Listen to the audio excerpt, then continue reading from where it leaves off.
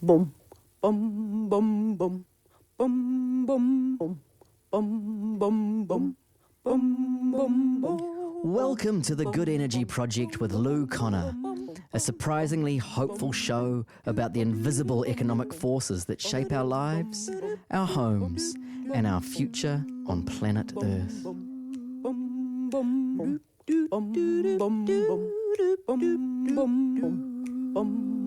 Kia ora, and welcome to the Good Energy Project. I'm sitting in the studio today with a really wonderful person. But before I tell you who they are, I'm going to tell you a little story. It's actually a slightly long, winding story to explain why I have invited this person for this conversation.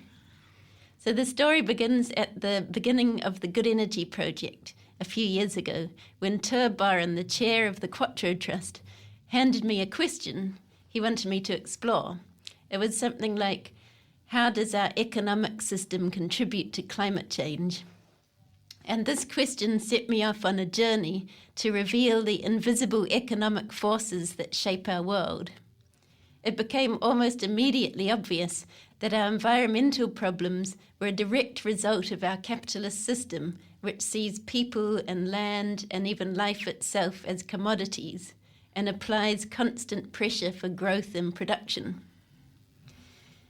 So in August 2023, I was almost a year into this exploration when I went to a conference, the Wellbeing Economy Alliance Aotearoa's annual conference in Tamaki Makaurau. That's when I realized that my little project was part of a huge movement. There were hundreds of people there who were dedicated to reshaping the economy around well-being. And it struck me that all of the conversations were circling around something a lot deeper and more profound than what we usually consider to be economics. People talk about the economy as if it's something technical, complex, and objective, like the laws of physics. We talk about interest rates, economic models, and numbers. And yet what we were circling at this conference was something much deeper. Our current economic reality is springing from an impoverished view of humans as selfish individuals. And what we need is a different way of conceiving of ourselves as humans. And so, in the words of the American poet and writer Wendell Berry, who I know my guest today loves, the answers to the human problems of ecology are to be found in economy, and the answers to the problems of economy are to be found in culture and character. So the reason for our environmental problems is our economy, and the reason for our economic problems is our culture and character. This makes a lot of sense to me. So straight after that conference, I left Tamaki Makaurau on a plane, and the moon was full, and as I gazed out of the window at her magnificent rays over the ocean, I reflected on the conference and on what my role could be in this well-being economy movement. I'd particularly resonated with some of the Māori presenters who spoke from a worldview of deep interconnection and spirituality. And what struck me was that in Te Ao Māori, there's no separation between the practical, spiritual, and the economic and the political. And I feel so grateful for the way that Māori hold a space in public life in Aotearoa for spirit and whenua. This feels so right to me. I feel like it articulates the reason why I'm studying economics when my core interest is actually spirituality. Another thing that I was aware of at the conference was this feeling inside of kind of difficulty and separation. And I realized that it came from this kind of myth or assumption that I often hear reflected, that the almost like the spirituality of Pākehā is equated with capitalism. And to me that makes me feel really sad, and kind of it separates me. This kind of binary logic separates me from the richness that I feel inside myself and that I recognize in the Māori culture.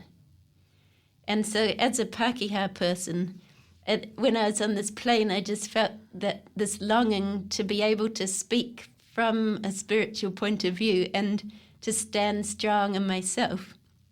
And I felt that this is needed for the true partnership that is the spirit of Te Tiriti o Waitangi. Answer that call from Māori. And so my plane touched down in Otautahi, Christchurch, where the next day I went to a workshop facilitated by my guest today. And the theme of the workshop was trauma and spirituality. It was actually a workshop for therapists, but I went along anyway. Everyone else was therapists, but as soon as I sat down, I felt this deep sense that I'd found what I was looking for in terms of the kind of language and the nourishment that spoke to that space. And I felt that what she was offering sort of dropped into the context of the well-being economy movement in this special way that made me want to ask her to have a conversation in this way. And before I actually finally introduce her, I'm just going to say a little bit about her. So it is my great pleasure to introduce Pip Ranby, or Philippa Ranby. She is many things: a highly experienced therapist, a clinical supervisor, and a spiritual teacher of contemporary wisdom teachings. I've been to many of her retreats, workshops, and online gatherings, which are a source of peace and nourishment in my life. Pip has been through a lot in her life, including surviving the Christchurch earthquake. She was pulled out of the CTV building, which collapsed around her. And perhaps as a result of this suffering, she has a deep understanding of trauma and the pathways to healing. For me, Pip is a very important person. I first came across her because she was my partner Rachel's teacher in creative arts therapy. And I got to know her more when we asked her to be our marriage celebrant. And she was an incredible comfort and guide as we navigated the difficult territory of figuring out what marriage meant for us, a queer couple, and organising a wedding, which was very stressful. And after that, I've been seeing her for monthly, what I think we call spiritual accompaniment sessions. And she helps me to make sense of life and find my direction when I feel like I've lost it. I think I've spoken about my journey with spirituality before. And from a very young age, I was really devoted to spirituality. I learned to meditate when I was 10, and the atmosphere of my family was very much focused on spirituality. But it felt like in many of the contexts of my life, I got so much out of spiritual communities, but there was often like daggers hidden in the folds, like homophobia and a sort of phobia of emotions and a kind of ignoring of things that are happening in the world. And in the end, I parted myself from those contexts for that reason. And I think the amazing thing I've found in meeting Pip and being part of the gatherings that she offers is that it feels like everything is included. It's a kind of spirituality that embraces all of the feelings. It embraces science. It embraces anything I can bring in, I feel like, is included. And that has meant that I can fully embrace spirituality again in my life, which means a huge amount to me. So, here we are. Welcome, Pip. Oh, Lou, thank you so much. It's really nice to have you here. Oh, it's lovely to be with you and in person, because often we're meeting online. So. So you're in 3D today. Yeah. I have this question that I ask everyone, which is, do you remember when you were a little child what absorbed your energy and what you loved to do? Yeah, I do. I've felt the numinous throughness of spirit since I was very small, and that was often what was captivating my attention in various ways. What kind of ways? Well, in the natural world, really, obviously, but also in the spaces between people, in terms of what was transpiring energetically. I think I've always been fascinated by exchange. Did you see it, or did you more a feeling, more a sentience? I think I've I remember as a child living with this really strong sentience, this feeling into the world and the energy flows. Yeah, and the energy flows between people, but also our more than human kin as well. And I was very blessed to be raised by two very wise people as parents, and my mother talking to the world, and what seemed to me like my father listening to the world. And so, it was my childhood was really characterised by exchange and by interconnection, I think. Yeah, I remember you saying that your mum talked to everything, like trees and animals and... Yeah, and what we would think of as inanimate objects too. Okay, like spoons. Or... And tables. Okay. And, so the world was very alive with being. And that really drew my attention from a young age. And another question I always ask is, do you remember when you first came across money? Oh, gosh. Ooh. No. My first initial response is no, I don't remember when I first came across money. The memory that now comes with your question is of Mum and Dad not giving us pocket money for jobs. Okay.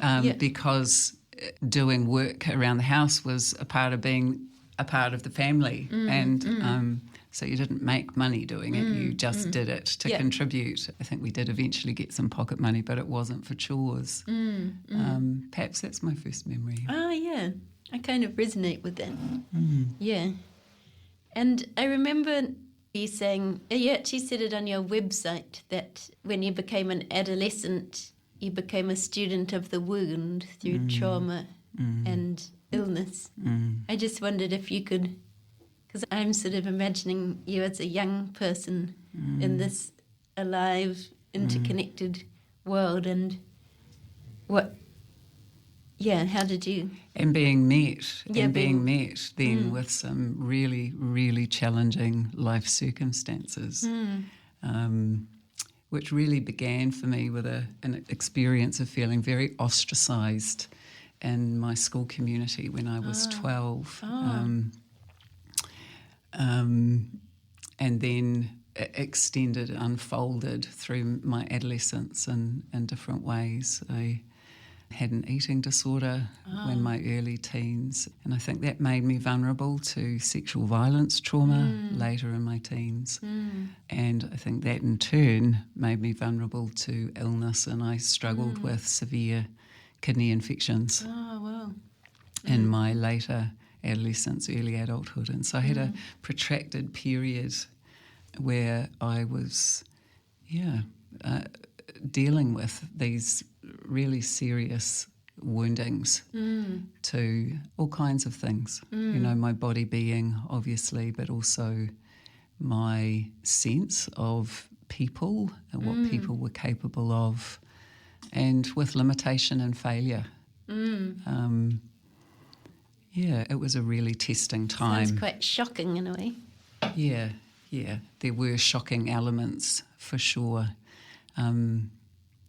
I was very, very lucky in the support I had in my whānau, my parents and my brother, and very good therapy. I entered therapy when I was 16 and worked with that therapist over 7 years, and continue to feel grateful for her presence and the way that she helped me journey through the underworld, really.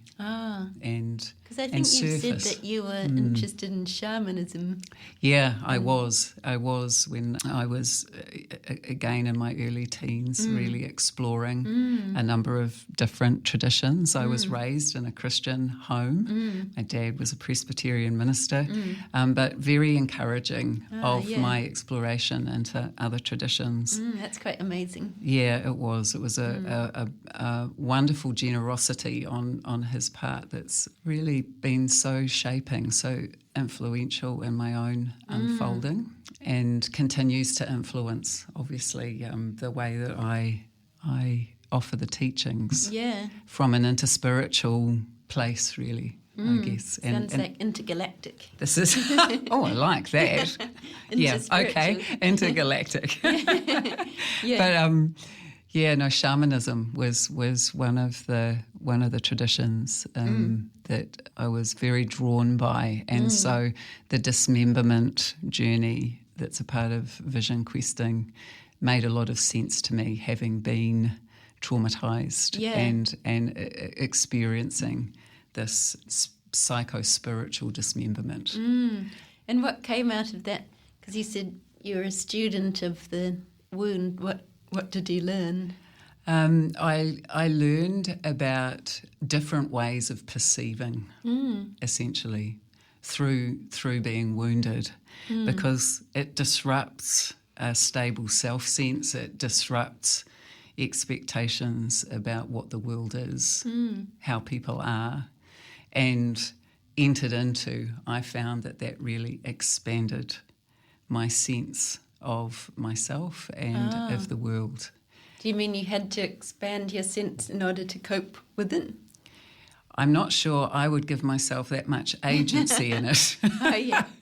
There was definitely a time when I felt stretched and opened in a way that I either could surrender to or fight. And I did my fair share of fighting, protesting what had happened. And over the years, like I say, with help, with love, I was able to orient differently and begin to see what was there in the dark. I suppose it's like your vision adjusting in a dark room. I felt very like that.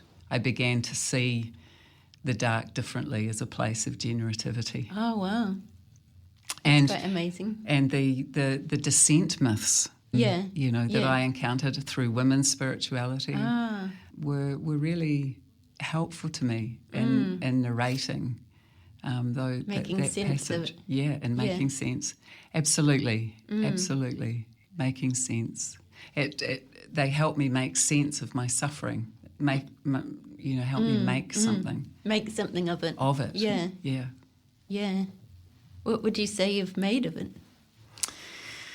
Oh, now I would probably language it a bit differently and talk about what it's made of me. Yeah. And what the effect of suffering ultimately for me has been the recognition of suffering as a portal into tenderness, into deep tenderness, and ultimately to love. I pause before I use that word because I know we have a lot of conventional ways of thinking about love. When I speak it, I'm meaning it very specifically as being not created by us as humans, but as flowing from the source. Yeah. The Godhead, the Tao, whatever your language is for the more, for that which we cannot name that exceeds us, but is the ground of our being. For me, love issues from that source, and we participate in its manifestation. And suffering has opened me to that. And as I'm saying that to you, I'm remembering the words of a teacher of mine at the Living School, Jim Finley, who said in a teaching that our incapacity reveals our capacity for God. I love that. It's like the cracks are where the light gets in. That's it. Yeah. That's it. I love that. Yeah. I feel like the best things I've done in my life have been when I've completely given up and then almost done something out of not so much desperation, but just like putting myself out there. Yeah. And then something good happens. Yeah. Yeah. And I do have a sense of that you're able to meet people with such love and compassion when they're suffering. Like I've experienced that myself, which feels like a real gift. Yeah. That touches me to hear you say that. Yeah, definitely. I'm glad. Well, this project the Good Energy Project, I suppose, like I grew up in a spiritual organisation and was in love with the teachings and the sort of magic of it all. But I felt like I didn't know much about economics or about how the world sort of functions. And this project has been a huge learning journey of unravelling those economic forces. And you've talked before about how we're up against industrial scale forces. And when you were talking before about even when you went to school at age 12, was it coming up against something of the culture? And I just wondered if you could speak to your experience of coming up against industrial scale forces. Yeah, I came to that language in my own inquiry about the forces brought to bear on my relationship with my own body. One of the things I've recognised in my own unfolding is the depth of my sentience and my experience in spirit, as you are aware, is very sentiently based. And when you say sentient, what do you mean? Fully feeling through the body through being. the body. And sensation. You know, that spirit has always been an experience. Like a bodily experience. Sentient experience for me. That's always been the case, but I've been in a checkered relationship with it, or I was when I was young, especially in my adolescence, because of the way that I felt society and the media construed my body as female. Yeah. So the way, all the messages about how as a female I was meant to look, what it was to look good, as though looking good could be my highest aim as a young woman. And my eating disorder began because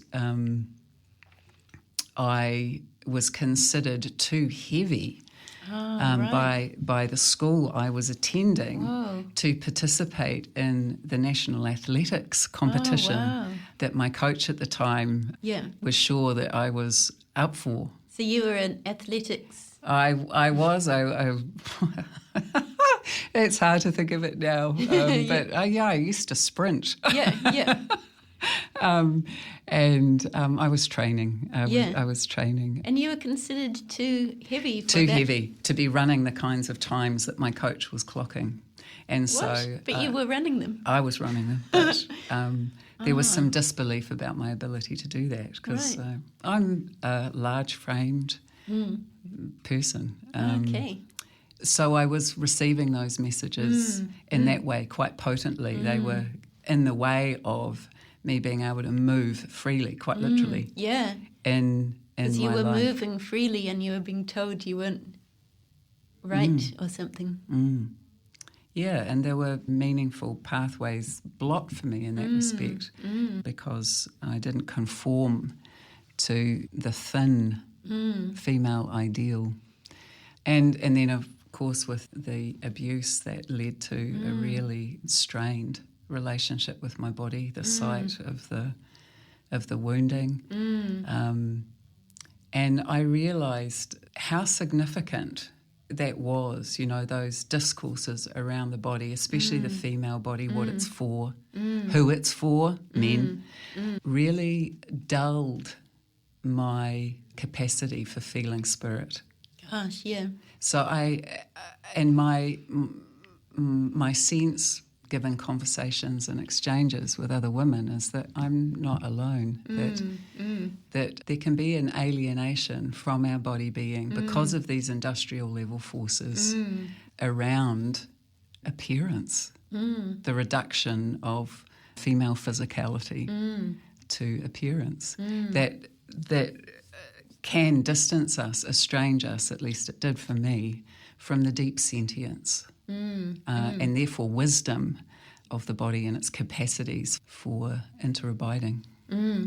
into abiding. Yeah, because we feel, I think, like I was saying to you right at the start, speaking about that sense I had as a child, of the interconnection between things, quite obviously And available.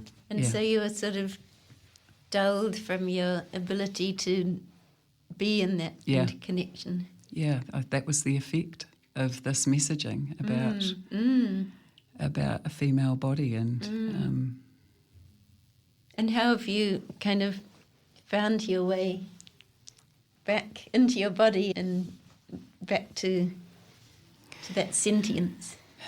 in a number of different ways, in connection with partners, sexual partners, that depth of relating and connection. But through my own inquiries, felt sense inquiries, that began for me actually in dance with Gabriel Roth's 5 Rhythms. One of the things I would do as an adolescent is put some headphones on and dance, pretty freely. As far as the cord, that was plugged into the stereo would allow me initially. But then I found the work of Gabriel Roth and these 5 rhythms and really took that up. So, through movement initially and through strength, through training in the gym. And for a time I taught what was called the Body Combat Group Fitness Program at Les Mills, which was based on martial arts, boxing, movement. And did that kind of like combative it helped me express. It helped me express something. I think it helped me find some definition in my own movement.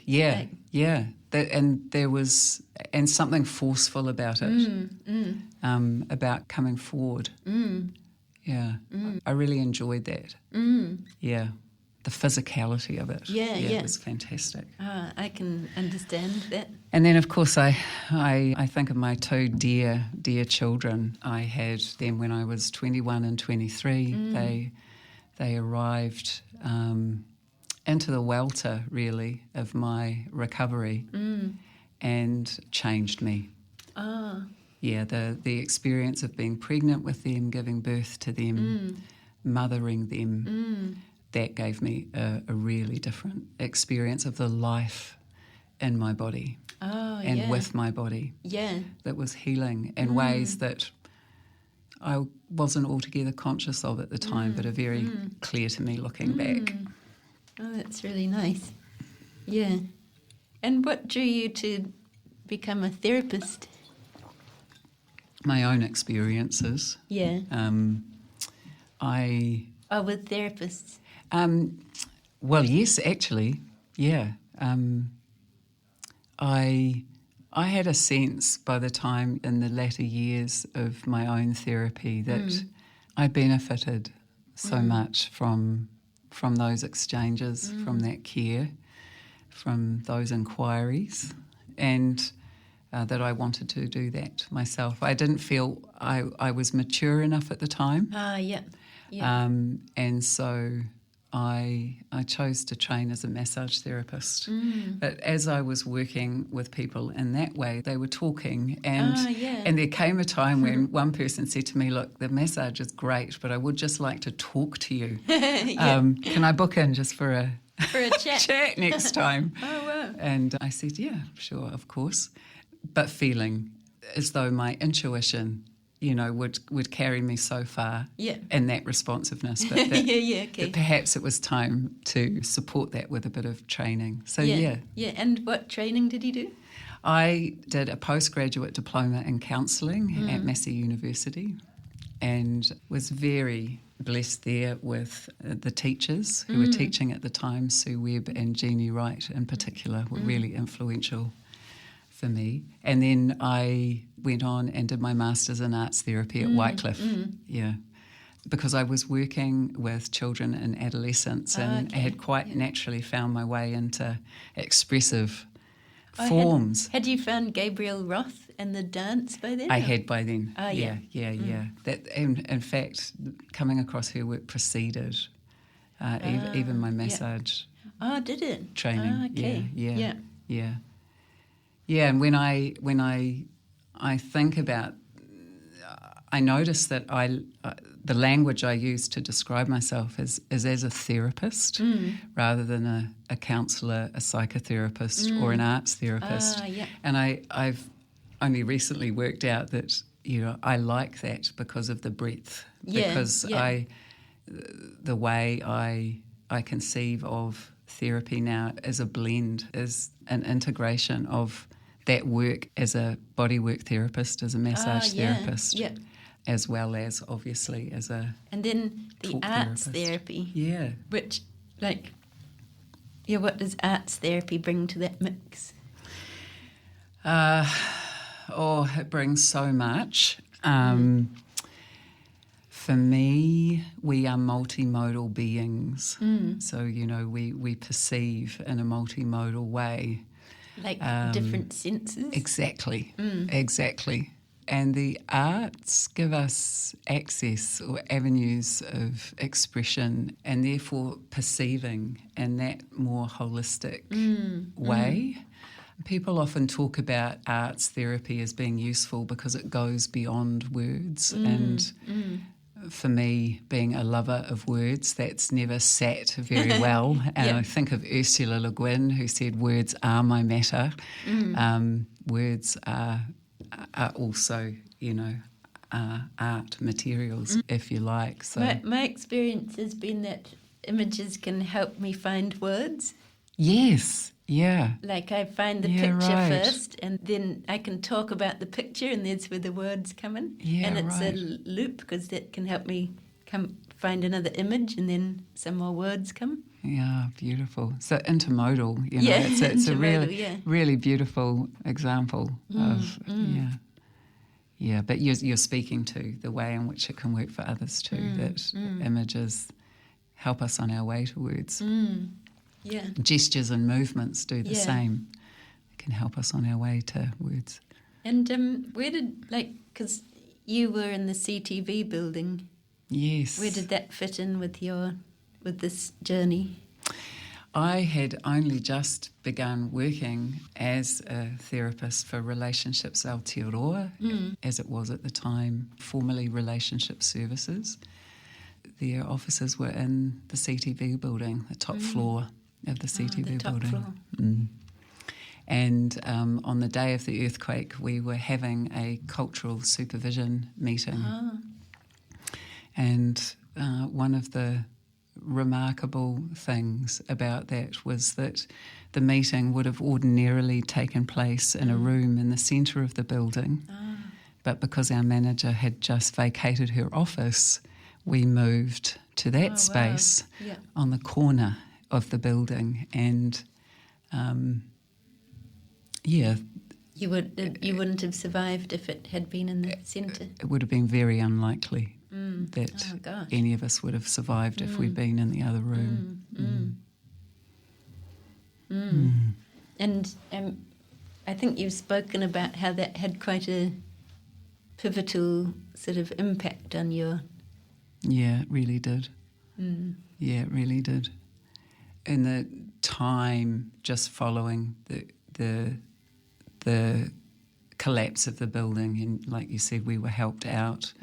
I was helped along the street to Latimer Square, and in that, in those moments, and I notice my speech slows down because there's memory there for me about clearly what that was like and what it was like in the square as injured wounded bodies were brought to the ground there and attended to by people there.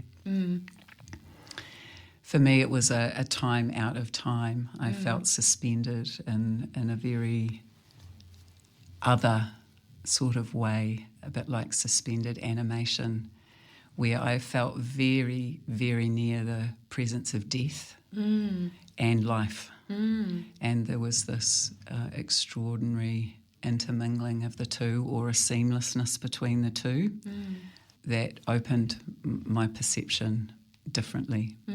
And you've alluded to the fact that after that for me came some very strong experiencing in spirit. It was as a result of the earthquake and what that called forth in me that I realised that it was important for me to pay attention to the visions that I'd experienced throughout my life, for what had unfolded for me in spirit throughout my life. And as I did that, more visioning unfolded and teaching disclosed that eventually I was guided to see was of a piece with the mystics through time. So you sort of had these revelations and then discovered that they were in line with mystical teachings. Yes. That kind of went that way around. Yes, it did, yeah. And it always has for me, in really? a way. The You have the experiencing experience first. and then someone's talking about it. And that was what it was like for me finding Cynthia Bourgeot, because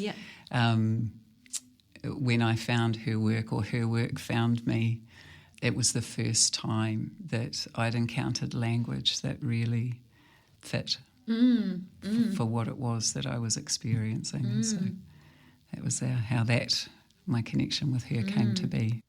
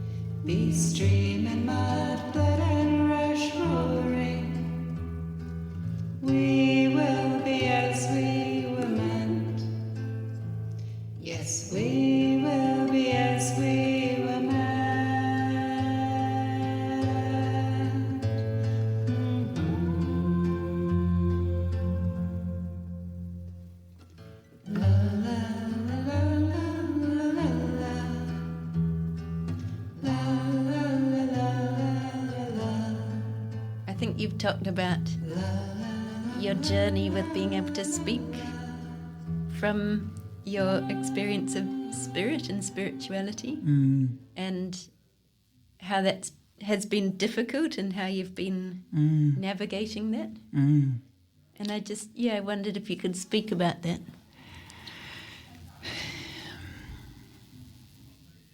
I think much like those industrial level forces around female bodies, there are equally strong discourses around rationality and the privileging of rationality and reason.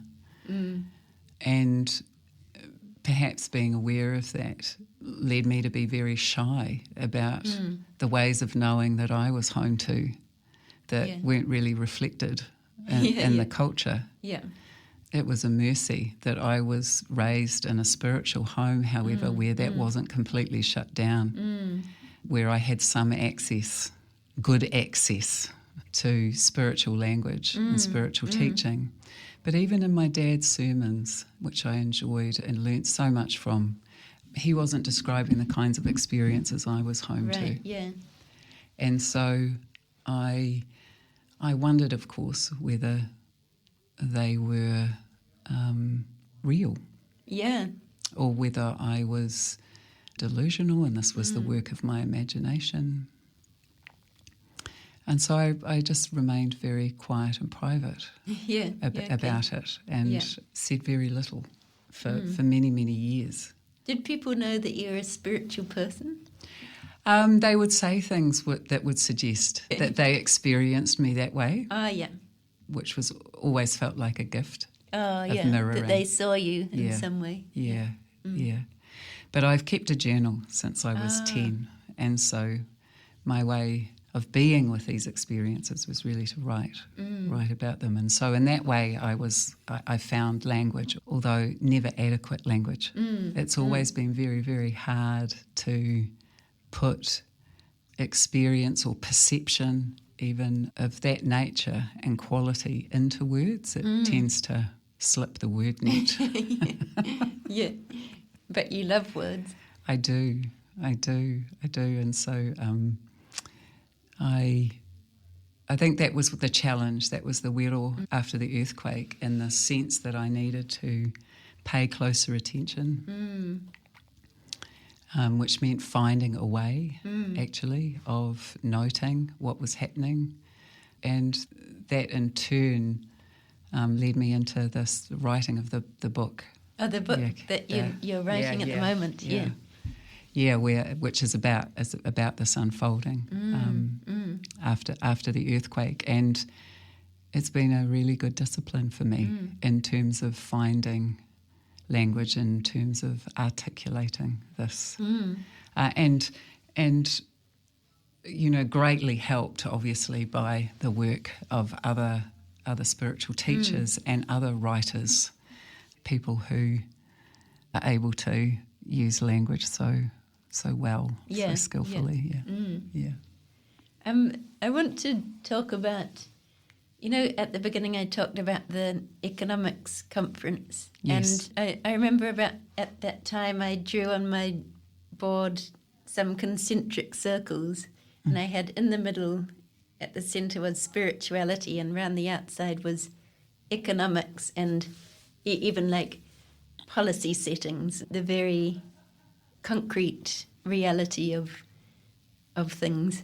And I just had this real sense of wanting to weave between, and then going to that conference and being really moved by the fact that in Te Ao Māori there isn't that difference, and the speech weaves between the physical and the spiritual and the practical, and yet in our sort of standard culture there's been such a split in our public life and politics and economics, and it's so separate from spiritual life, and the language doesn't allow for it. It's hard to find bridges to go from one to the other. Yes. And it's hard to find concepts or practices. Yes. But I liked what Wendell Berry said about how the problem with the economy is our culture and character. And I'm just wondering if you've got any ideas about, how do we live? Because I think I feel like it's important to acknowledge spirit, and I love how that's possible in New Zealand because of the Wairuatanga. the place that's held. And so I'm interested in your thoughts on how we could be into that space and how we could start to bridge, start to, even if it's forming language or practices on. It's a big question, I suppose. Yeah, it's a wonderful question. By way of a start, I guess, what comes to mind is something we've talked about before, which is how we conceive of ourselves as human beings. Along with others, I have the sense that we've lost a sense of the nobility of the human, of what the human is capable of. And, when I'm thinking of capacity, I'm obviously thinking of a capacity for spirit. I'm thinking of a capacity to be open to the source of those fruits of the spirit: love, generosity, kindness, patience, these substances actually that are nourishment for the world. And I feel like an enormous flexibility and ability to improvise and be open to creativity. Yes, creativity. Krista Tippett called it moral imagination. Right. Yeah, right. Yeah. The way in which our interabiding or our participation within the divine can influence the way that we move, can influence our action, and that's an exchange. That's not us as puppets. That's us as interabiding aspects within the life of the divine. And that requires, though, to perceive and move in that way requires a change in consciousness. It requires a movement out from our egoic structure of consciousness into an integral consciousness. And what do you mean by integral? Integral is the ability to perceive with more of ourselves. So Cynthia says wisdom isn't knowing more, it's knowing with more of ourselves.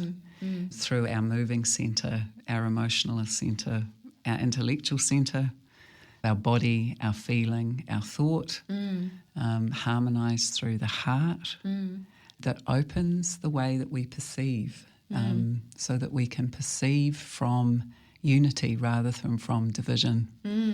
It's a different structure of consciousness, the integral structure, seeing from that wholeness, from that unity. The egoic structure sees from duality, sees from separation.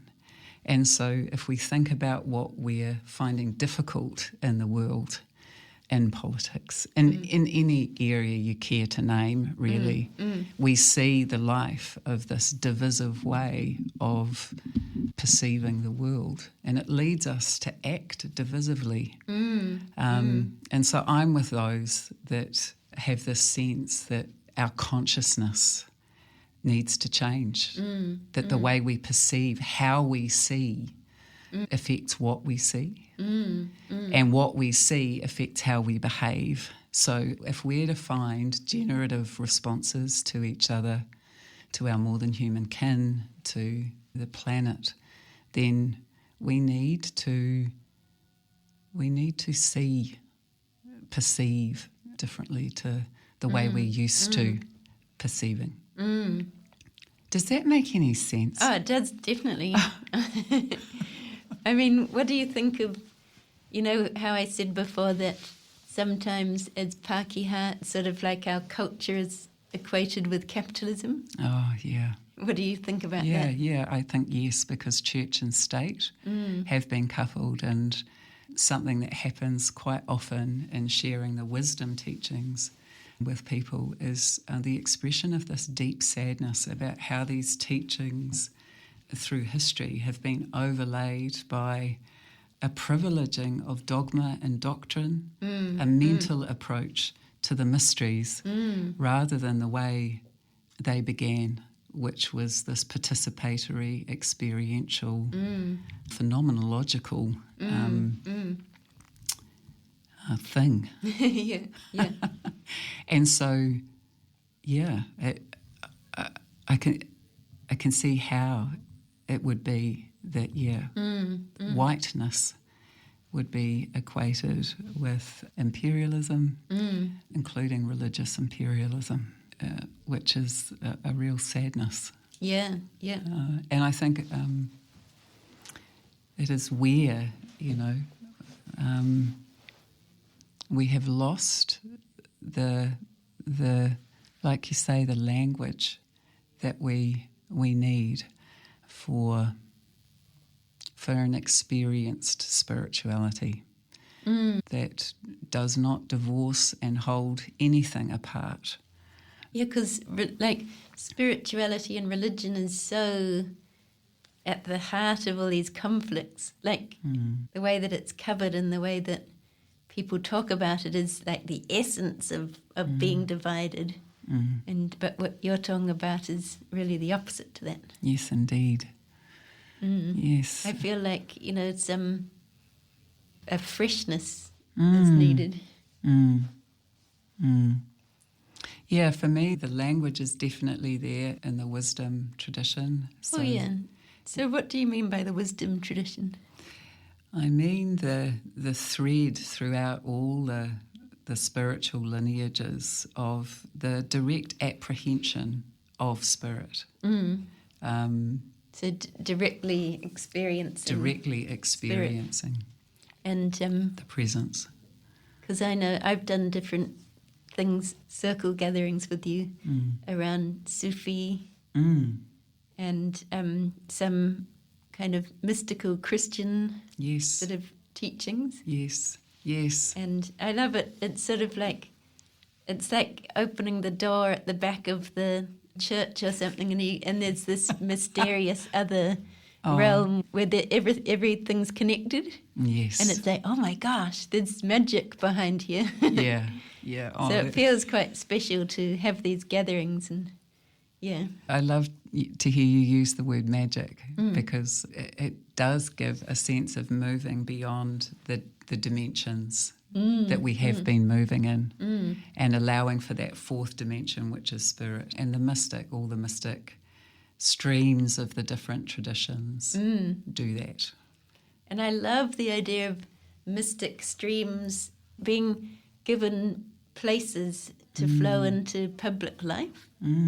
That's what inspires me about Te Ao Māori, and the language of it is so connective. Yes. And do you have any sense of or imagination for what it could be like to sort of meet in the spirit of Te Tiriti or Waitangi? And could you imagine what this country could be like if, this is an unformed question, but is that enough to respond to? Again, it's another, very rich inquiry, and so rich, in fact, Lou, that I don't know if I want to answer it. It seems like one of those questions that's... Questions to leave to leave standing. To live into or something. To live into, to hold. And maybe at this point in time I don't feel equal to that question. I have a curiosity about that. And perhaps that's because of what we've been talking about, where as yet the language isn't even available to many people. A spiritual language that they feel comfortable with. Many people say to me, I'm spiritual but not religious, which for me really speaks to the challenge that any of us might find. Because in a way, like, religion brings community in. Yes. And if spirituality is personal experience, then we don't get to come together exactly in it. Exactly. And we need community. We need to come together. That's one of the expressions of any of the spiritual lineages is coming together in that way. I think for me, the interweaving of my therapy practice and spiritual practice, or my therapy practice as a spiritual practice, is perhaps the site where I'm working at that intermingling, I guess, of the languages. There's clearly psychological language to grapple with, and that there isn't an easy flow there for me, actually, between how I might speak of spirit and how I might speak of therapy. But that I'm working there. I'm working there. It's an ongoing inquiry. Cool. I look forward to that when it develops. Yeah. Do you have any sort of longings for your work?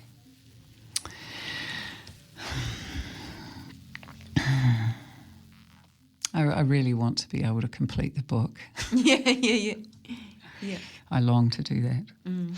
I long to remain simply open to spirit and to move in the way that I feel guided to in that respect. My experience so far is that the work's unfolded in a way that I couldn't have imagined, and that could be true of my life. So I think I choose to remain attentive and to see what comes of that. Yeah. Do you have a sense of what you're up against? I think what feel up against is perhaps in myself, maybe my own conditioning around the right to speak. That's interesting. What do you mean? Why would you not? I think that's a part of the industrial scale force. And the history of women through the centuries, the silencing of women's voices and women's knowing in different kinds of ways. And do you sort of meet that? Yes, I have met that. As a block? Yeah, I have met that in the writing very much. And that's where the practice circles and the places where I've offered the teachings have been such a gift to me to be able to speak and to be received, to have the speech received and to receive the speaking of others. That's to have that exchange. To have that exchange. To sort of free up. Yes. And to be in a space with others where we can speak these ways of perceiving, these ways of knowing, and in that way come together to know the generativity. Yeah. So there's a block to speech that I'm aware of, that's present, that I'm still negotiating. And in those circles, when we gather together, it's a different culture. So it feels very possible to speak about, interesting experiences in the body, or just, I can say things that I wouldn't say in other places and feel very confident and good about it. Which is a big contrast to working in the science community, where I got a bit of a stutter. I still have a bit of a stutter, but it was sort of like, this is going to be okay. Yeah. Wow, I can relate to that. I'm curious about how you would describe the culture of the practice circles now that you've said that. It feels like everybody's listening and curious, and then the space opens up. It does feel like it's sort of like we come together and we form a thing, like an energetic thing, and then different people speak at different times, but it seems to come out of this energy. There's no competition or sense of judgment of what anyone else says. It feels like, and people often speak about what comes up in our bodies, I suppose. It feels, and emotions, but to me it feels very attentive and listening and curious, and it's sort of like we're waiting together, and then something drops out here and something drops out there. And they all come together. And sometimes when we do that, a poem at the end, we each say one word. And the poem that it makes all together is like, wow, that was a good poem. So it has, this sort of emergent feeling. Yes, very much the emergent properties. And that's lovely. Lovely description. Yeah, thank you. Because, that's the abiding in spirit, or the integral consciousness that I was speaking to before, is very much partakes of the truth of immediacy, which is to sit with. It's not pre-planned or something. No, something. it's not premeditated, and await for what emerges, to be attentive to that. I think attentive was the other word you used, one of the other words you used. And I think a big thing is that the experience of this has been the big thing from taking part in your offerings, that spirituality is a bodily experience, that it's something, and it's very simple because of that. It's just like just sitting and feeling, kind of. I can't explain it, but yes, no, that's it. Yeah, we're sensing the presence, the living presence of our source, and of course we can, because we're of that source. we already participate, and we can sense that, we can attune to that. Well, I think I better ask my final question, Okay. which is, if you imagine that you're 85 years old and you're sitting in a really comfortable chair looking out over a beautiful view, you're kind of reflecting back over your life. What do you feel most proud of?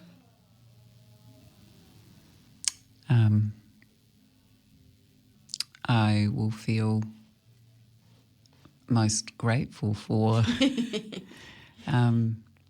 my relationships with my loved ones, my family, obviously, my family of origin, my children, my husband, my stepchildren, and I will be feeling grateful to have been able to be made faithful to Spirit and to have responded to whatever guidance comes in that fidelity.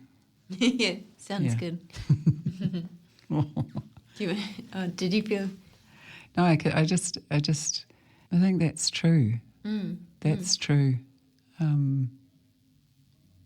There's that desire to make a contribution, to help in some way, to have been a help, to not have added to the harm, but to have contributed to the help, God willing.